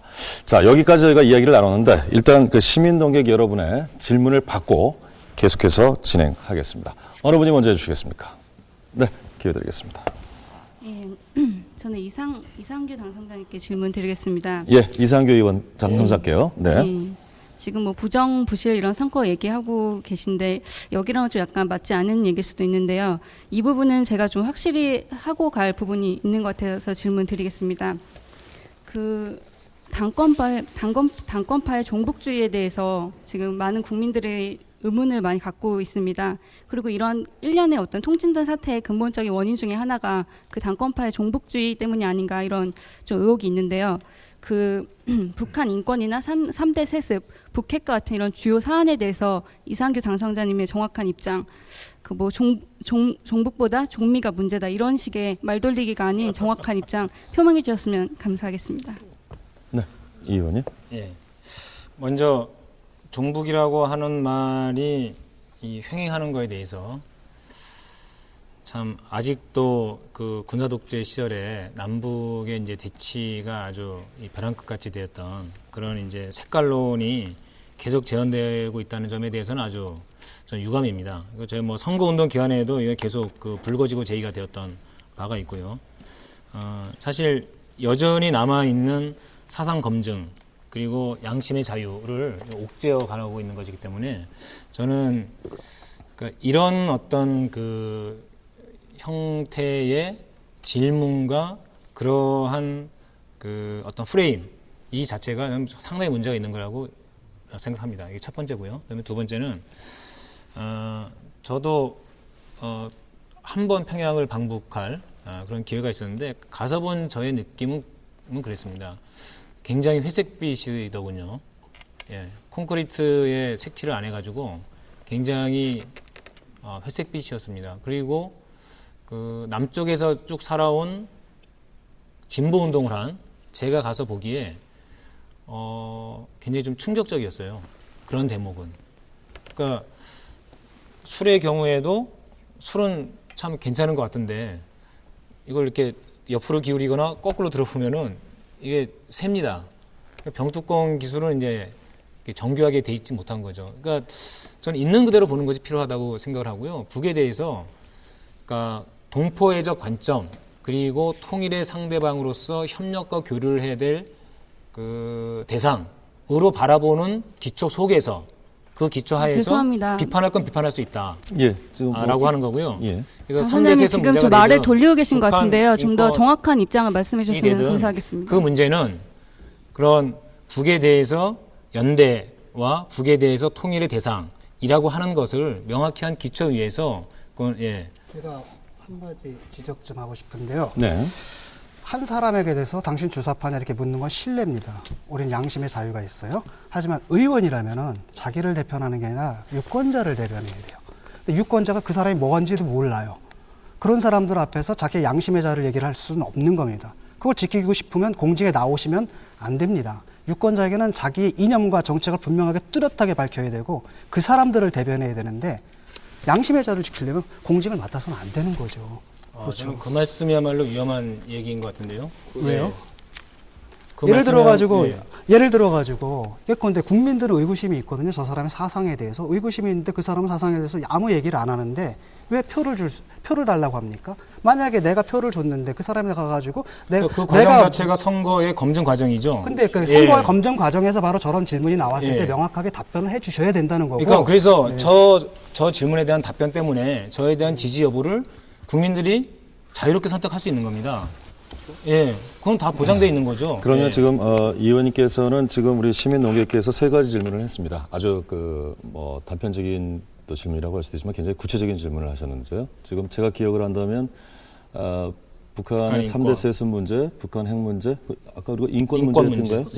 이 세 가지를 지적하셨는데 또 진 교수님 입장에서는 그 공당의 의원이시고 개개인이 헌법기관이시니까 그 본인의 어떤 대북 안보관에서는 국민들이 알 권리가 있다라는 그런 주장을 하셨습니다. 좀 이런 주장이신데 이 세 가지에 대해서는 답변을 유보하시겠다는 건가요? 그럼에도 불구하고. 그러니까 이제 이 세 가지에 대한 질문 자체가 네. 그러니까 사상 검증과 그다음에 남과 북이 대치하고 있는 상황에서 이것을 평화적인 관계로 끌어갈 것인지 그렇지 않고 이거를 더욱 악화되는 관계로 갈 것인지 를 이분법적으로 이렇게 재단하는 것이기 때문에 질문 자체가 옳지 않다고 보는 것입니다. 근데 우리가 저는 네 이거 지금 시민논객 질문이 굉장히 지금 커지는데 잠시만요. 우선권으로 시민논객 다시 한번 드리겠습니다. 이제 결정을 지어야 될 것 같아요. 예, 유권자로서 당연한 권리라고 생각하고요. 전 국민이 궁금한 사항이라고 생각합니다. 지역구 의원들이기 때문에 지역 유권자들 선택을 받았을 거라고 생각하고요. 또 하나는 오늘 토론이 물론 그것과 아주 무관하지는 않겠습니다만은 특정 패널에 그 무슨 어떤 것들을 묻거나 이를 지금 그건 사회자가 판단할 문제고요. 알겠습니다. 저는 당연히 궁금할 거라고는 생각합니다. 저는 지금 사회적 분위기로 보면 왜냐하면은 저는 주체 사상을 가진 분들 자기 발언 다 할 수 있어야 된다. 그거 잡아가두는 건 후진 미개 사회다라고 생각합니다. 그래서 국가보안법 폐지된다는 건 기본적으로 생각을 하고 있는데, 근데 우리 진보 진영이 그 문제에 대해서는 끊임없이 질문을 받을 거다라는 건 다 아시잖아요. 예를 들면 이정희 대표도 질문을 받았고, 제가 볼 땐 진보 진영에서 정말 몇 안 되는 대중성을 가진 분이었는데, 예를 들면 3대 세대에서 발언하지 않는 것이 나의 신념이다. 그래서 일단 그 부분에 있어서 의구심을 가진 사람들이 생겨났던 것 같아요. 근데 그거는 발언하지 않을 수도 있는 거예요. 그리고 이번에 이 내부적인 어떤 이렇게 통합진보당 문제 때문에 굉장히 지금 어려운 지경에 처해 있는데,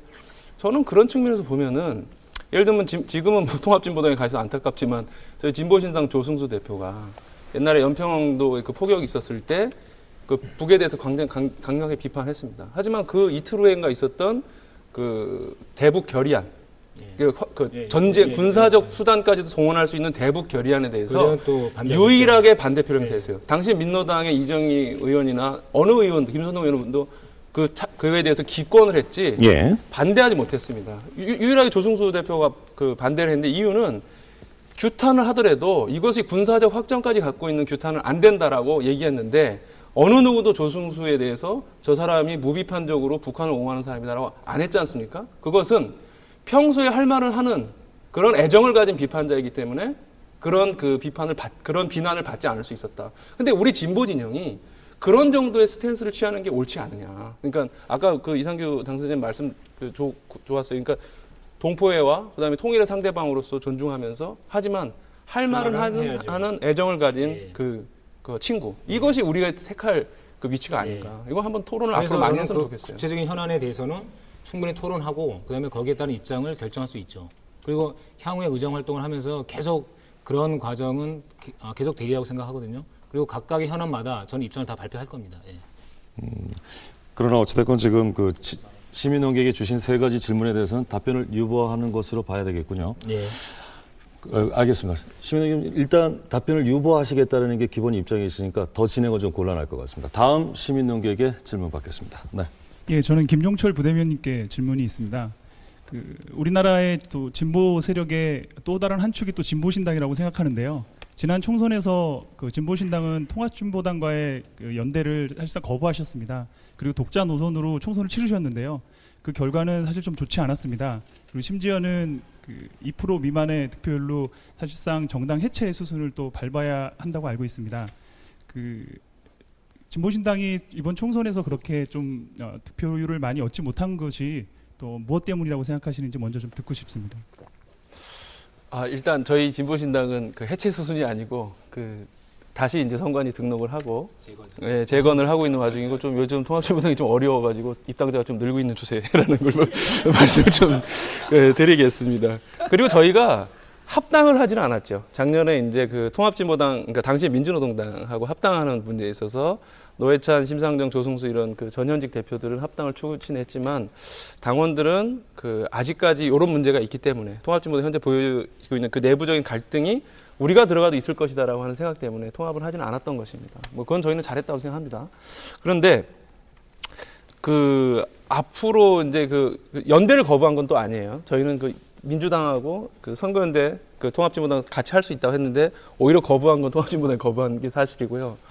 다만 이제 진보 세력으로서 왜 이번에 진출을 하지 못했는가 해서는 기본적으로 저희의 실력의 문제고, 또한 저희 진보신당과 함께 했던 대표적인 정치인들이 다 통합진보당으로 가버리셨어요. 그래서 이 당을 누가 대표하는가, 예를 들면 어떤 정치인을 통해서 이 진보신당을 표상화할 수 있는가 해서 저희가 굉장히 어려운 지경이었던 것 같아요. 예. 언제까지 현지 정치에 이렇게 앞으로 나가는 것들에 대해서 그러니까 그렇게 연대하거나 이런 방법들이 아니면 현지 정치에 나갈 수 없다고 생각한다면 계속 그렇게 뒤에만 있을 수는 없다고 생각하거든요. 좀 안타까운 마음에서 말씀을 드리면 좀 이제는 현재 정치에 좀 더 나갈 수 있는 길들을 좀 연대나 다소로 자기가 가진 것을 조금 포기하더라도 좀 그런 것들을 선택해야 될 때도 되지 않았나 싶기도 합니다.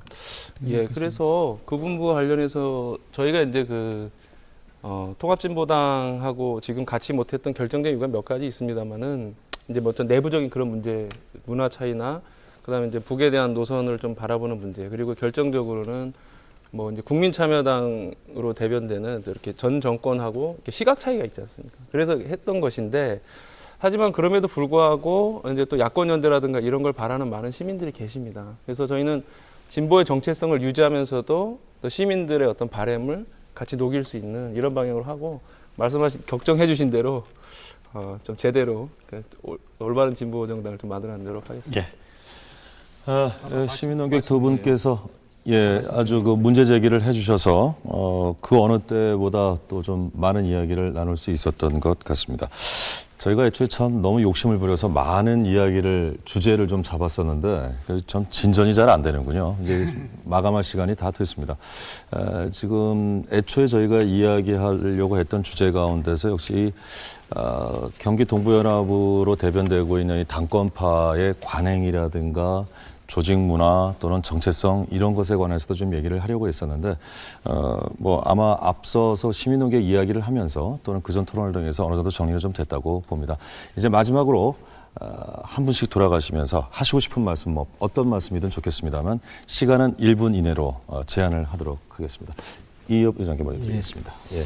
서두에 말씀드렸듯이 이 국민 여러분이 기대에 부응하지 못한 점을 다시 한번 송구스럽게 생각합니다. 제3당으로서 이제 그 역할을 해야 되는데 그런 기대에 걸맞게 저희 당이 거듭나고 쇄신할 것을 강하게 요구받고 있다고 생각합니다. 그런 혹독한 저희들이 이제 신고식을 치른다라고 생각하고 또 당내에 그런 갈등이나 어려움이 있더라도 이것이 새롭게 거듭나는 산고의 진통으로 여겨주셨으면 좋겠습니다. 사실 그동안 저희들이 이제 통합한 지 5개월 됐는데 통합 이후에 당을 통합적으로 이제 운영하는 데서 세련되지 못하고 미숙한 점이 있었고 또 서로 다른 그 조직 문화나 방식, 그 제도를 극복하는데도 시간적으로 매우 쫓겼습니다. 또한 통합이 선거를 앞두고 급히 되다 보니까 여러 가지 이제 부족한 점이 많았습니다. 이런 것들이 다 했는데 무엇보다도 하여튼 저희들이 제대로 잘 못한 점에 대해서 다시 한번 송구스럽게 그 사과를 드리고 부디 좀 짧게 정리해 주시죠. 1분을 넘으셔서요. 부디 이 마지막 기대를 거두지 마시고 이 사태를 슬기롭게 극복해 나가는 과정을 애정과 관심을 갖고 지켜봐 주셨으면 고맙겠습니다. 이상규 당선인께 드리겠습니다. 뭐 지금 최근 벌어진 사태 그리고 그것이 급기야 이제 검찰의 압수수색으로 해서 이제 당의 심장이라고 얘기할 수 있는 당원 명부까지 지금 강탈당한 이런 상황이 정말 국민 여러분께 그리고 많은 그 진보적 지지자들에게 뭐라고 이야기할 수 없을 정도로 정말 참혹한 그런 심경이고요.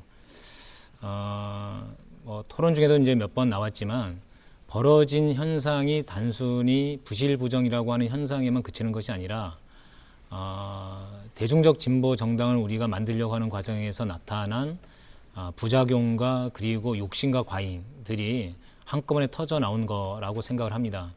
철저한 반성과 그리고 혁신 그리고 뼈를 깎는 쇄신책이 동반되어야 된다고 보고요.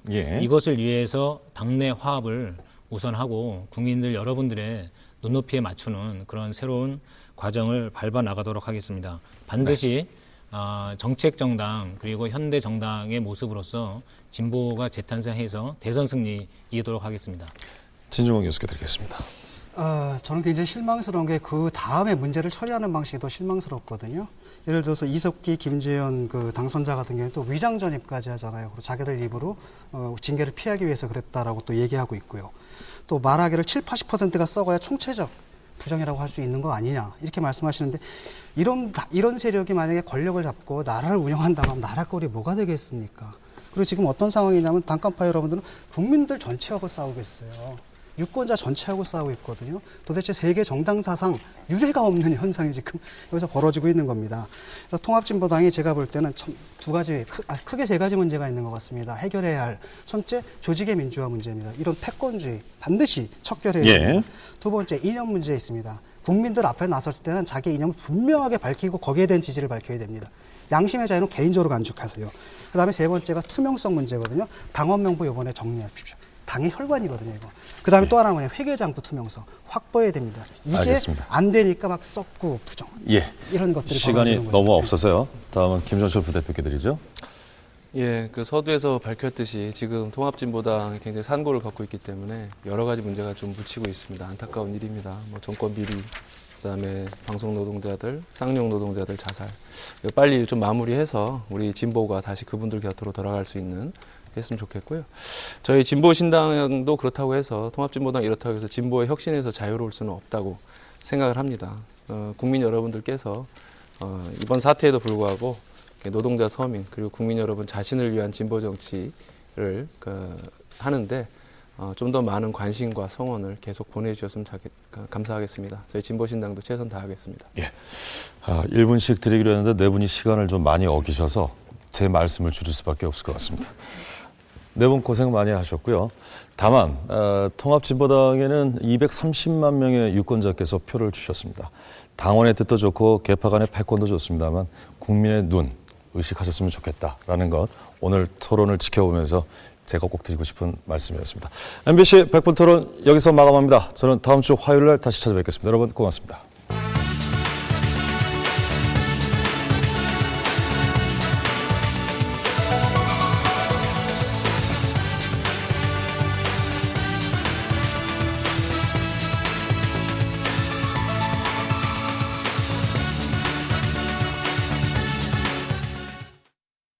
당신의 비타민 트리플러스만큼